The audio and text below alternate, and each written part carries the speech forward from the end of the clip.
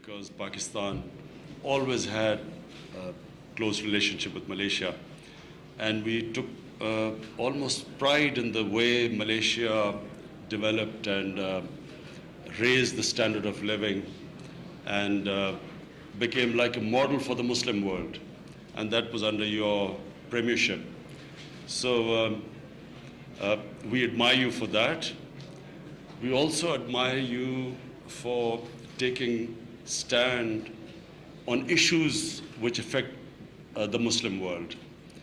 Unfortunately, very few Muslim leaders do take stands, like, for instance, the war on terror, the way it affected the Muslim world, the way Islamophobia has spread in the Western world, and the way the Muslims are treated because of confusing, deliberately, I would say deliberately, what were political struggles were converted into almost as if the reason was religion behind these struggles.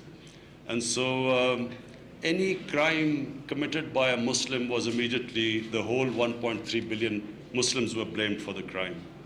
And this was reflected in this Christchurch killing where a man brazenly, a terrorist, filmed shooting innocent women and children and innocent people in a mosque, and then didn't regret it. And this is because of the Islamophobia which has, especially since 9/11, has spread. And so we in the Muslim world have been watching you take stands, speak out for what were causes affecting the Muslims.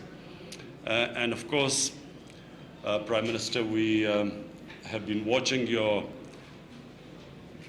stand against corruption. You have presented me a book on corruption, which I look forward to reading.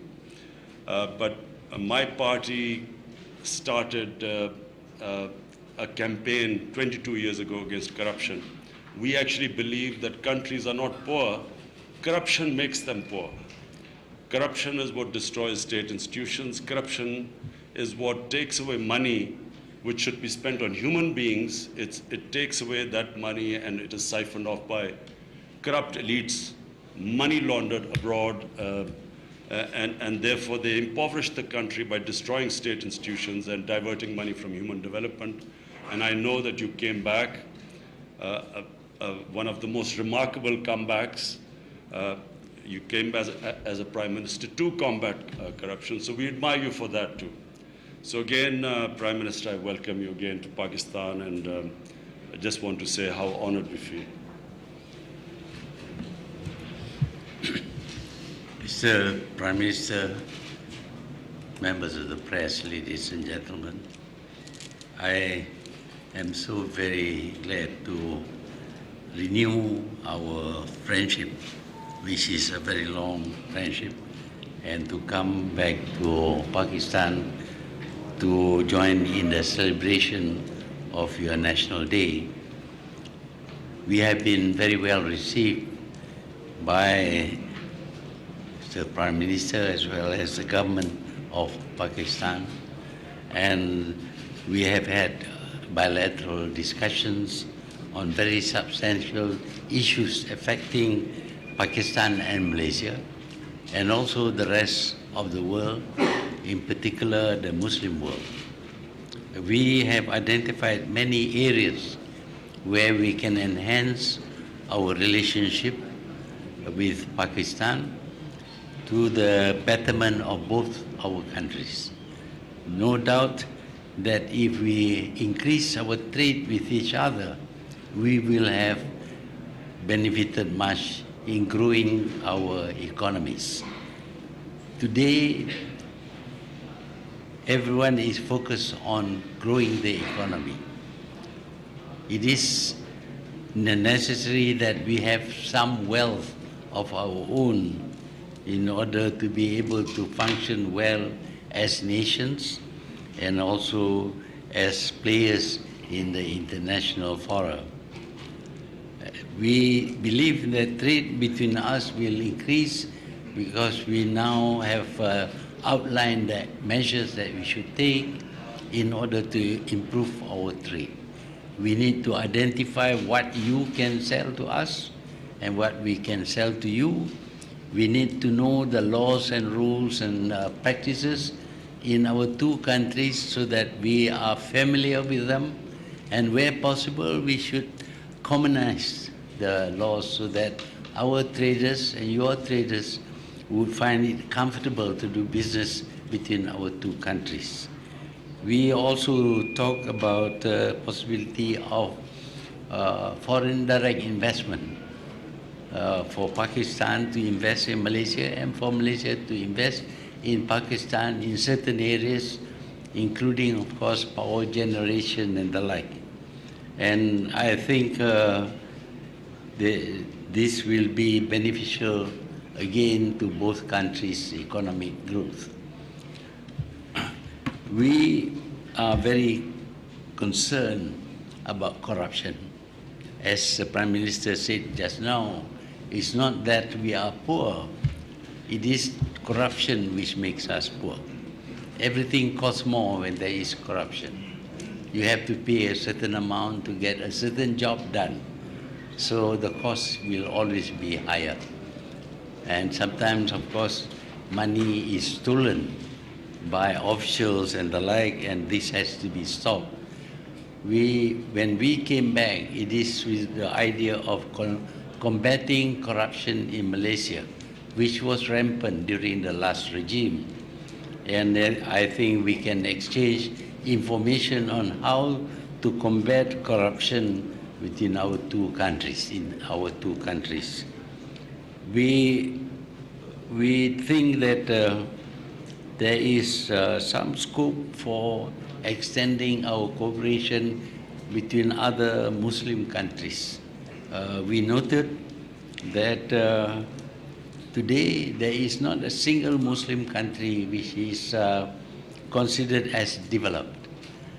Actually, Malaysia had planned to become a developed country by the year 2020, but unfortunately changes in the government has rendered that impossible to achieve. But we still have this target to become a developed country by the year 2025. But we hope that it is not confined only to Malaysia. Other Muslim countries must also strive to develop themselves so as to be at par with the developed countries of the world.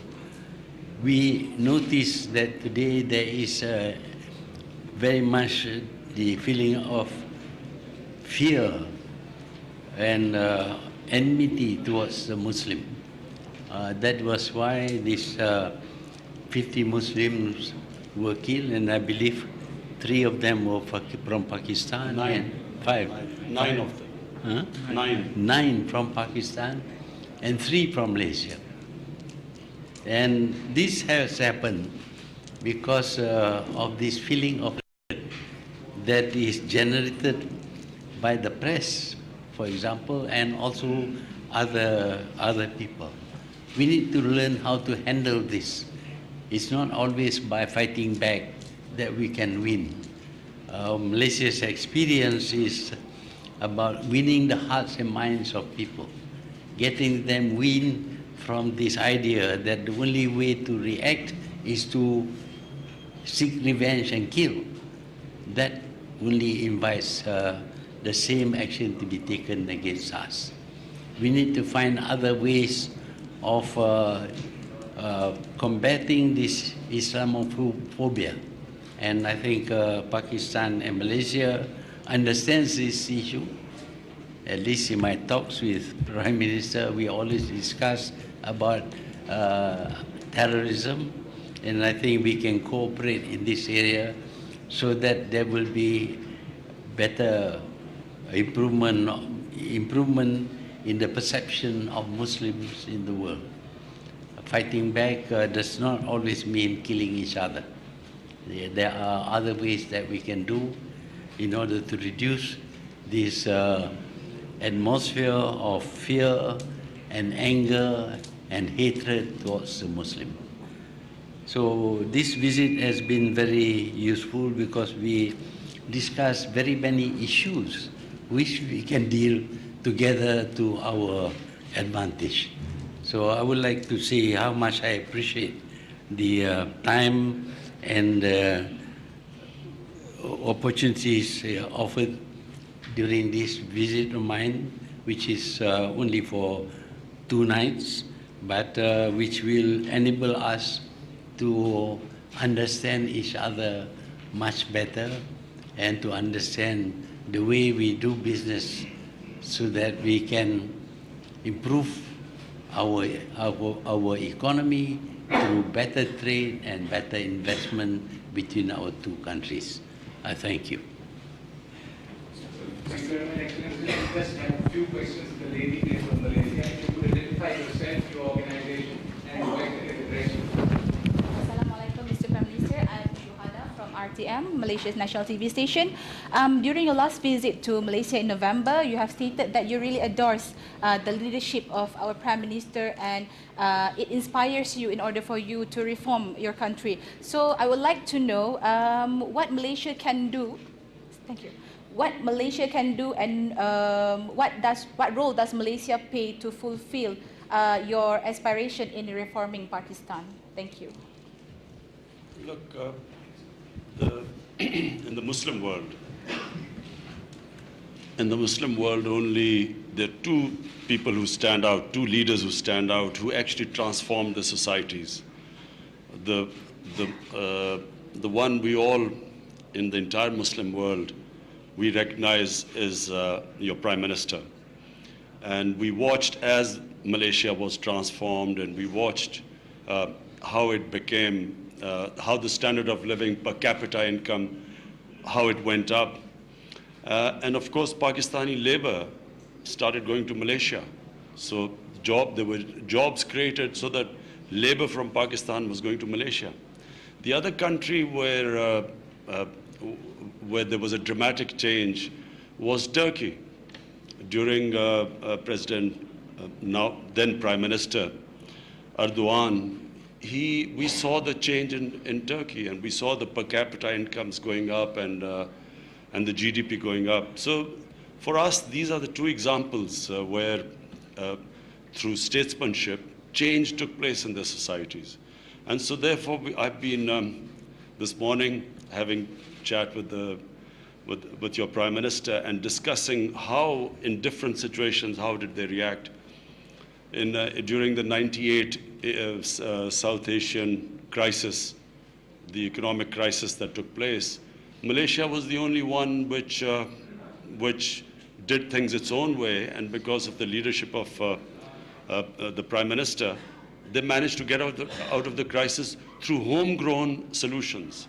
So anyway, we discussed a lot, and therefore we in Pakistan do face a difficult economic situation right now. And it was very interesting talking to your Prime Minister, the sort of things we need to do to get out of it. Yes, please, please identify your name and the organization. Thank you very much. Shumaila Ali from APP. Sir, my question is to the Malaysian Prime Minister.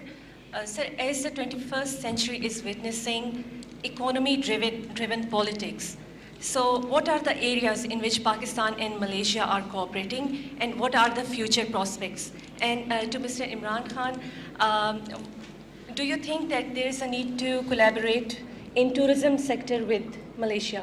Thank you. In wanting to grow the economy of a country, it is useful to identify models. In the case of Malaysia, of course, we look at Japan and many Eastern countries as models. And we have benefited by adopting some of the strategies and policies adopted by them. So perhaps having achieved some degree of success, maybe it is also useful for us to discuss our strategies with Pakistan in case they are relevant to the growth of the economy of Pakistan. We have discussed various ways Malaysia went up And one of the reasons was the Prime Minister mentioned foreign direct investment and technology transfer. So we are actually already we are thinking on those lines. We have been, since we've been, our government has come in, we have been discussing ways of getting foreign direct investment in Pakistan and technology transfer.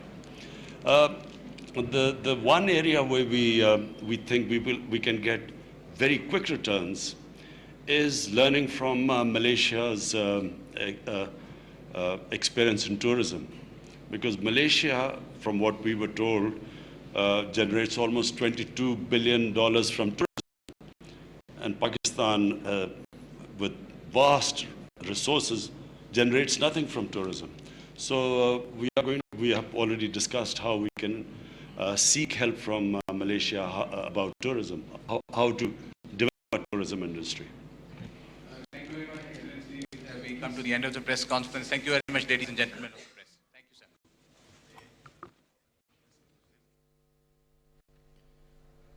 वज़ीर आज़म इमरान खान और Malaysia के वज़ीर आज़म doctor आज़म Mahathir Mohammad Islamabad में सहाफ़ियों के सवालों के जवाब दे रहे थे। इस मौके पर बात करते हुए मलेशिया के वज़ीर आज़म महातीर मोहम्मद ने यह कहा कि उन्हें निहायत अफसोस है कि क्राइस्ट चर्च में मुसलमानों की शहादत हुई, जिसमें मलेशियन शहरी भी शामिल थे। उन्होंने ये कहा कि 2020 तक मलेशिया ने एक तरक्की याफ्ता मुल्क बन जाना था, लेकिन पिछली हुकूमत की करप्शन की वजह से ऐसा मुमकिन नहीं हो सका, जो अब 2025 में टारगेट अचीव किया जाए।